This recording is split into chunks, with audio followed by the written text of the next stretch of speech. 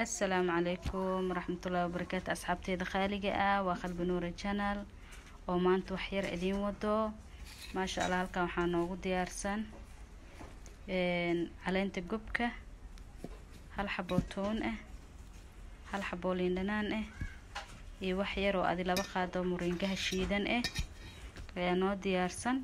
intaana rabnaa inaan isku soo habeysano isku soo shiidano dan madaxiyo ku dhaqano nadiif ku ah inaan salka ka marnaa rabnaa insha Allah muddo 20 daqiiqo kadibna in la iska dhaqo biyo qandac la iska dhaqo insha Allah. asxaabta soo dhawaada, please subscribe and share.